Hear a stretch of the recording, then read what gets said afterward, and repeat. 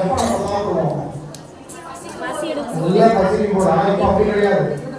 பசிச்சாலும் பசிக்க வேணும் அது கிடையாது.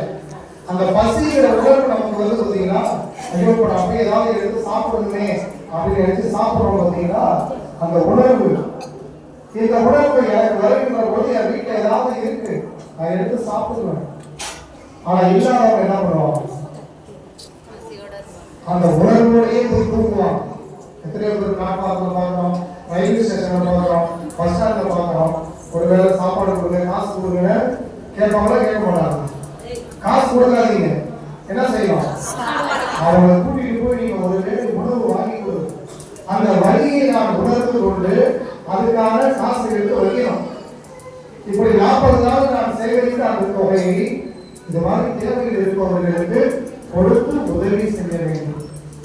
இதுதான் உண்மையான ஒன்று. இப்ப சொல்லுங்க, நீங்க இருக்கிற ஒரு விரதம் உள்ளது நோன்பு இருக்கிறதா இவ்வளவு நாள் உண்மையானதா பொய்யானதா? ஆனால் இந்த வருஷம் இந்த 40 நாள் விரதம் இருப்பவர்கள் அந்த உணவுக்கான தொகையை அப்படியே எடுத்து வச்சு பசி பட்டினி அப்படின்னு சொல்லி ஒரு நாள் வந்து உண்மையில் எடுப்போம், காணியில் எடுப்போம். என்னைக்குன்னா வழக்கமா பெரிய வெளியே தொடர்ந்து கொடுப்பாங்க. இருந்தாலும் நம்முடைய ஆலயத்துல என்னைக்கு திருப்பணி இருக்கோ கடைசி வாரம் சரியா, அன்னைக்கு வந்து நீங்க அதை காணிக்கையாக கொடுக்கலாம். அன்னைக்கு என்ன நம்ம சொல்லுவீங்க? நாலாம் தரப்பாங்க ஏன் காசு கொடுக்கணும்ல? அப்படி கிடையாது. இது நம்முடைய மனசாட்சி சம்பந்தப்பட்டது. வழக்கமா பங்குகளை வந்து வீட்டுக்கு முன்னிலை கொடுத்து என்ன சொல்லுவாங்கன்னா நீங்க சேமித்து கொள்வாங்கன்னு சொல்லுவாங்க. அந்த மாதிரி இது நம்முடைய மனசு சம்பந்தப்பட்டது.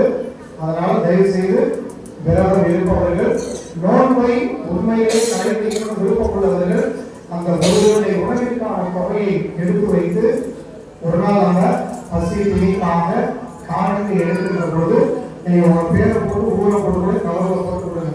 ஒன்றும் தப்பு கிடையாது. இது நிச்சயமாக ஒரு நல்ல காரியத்திற்கு பசி பிணியால் பாதிக்கப்பட்டிருக்கிற அந்த மக்களுக்கு போய் சேரும். இது கட்டாயம் விருப்பம் உள்ளவங்க நீங்க கொடுக்கலாம்.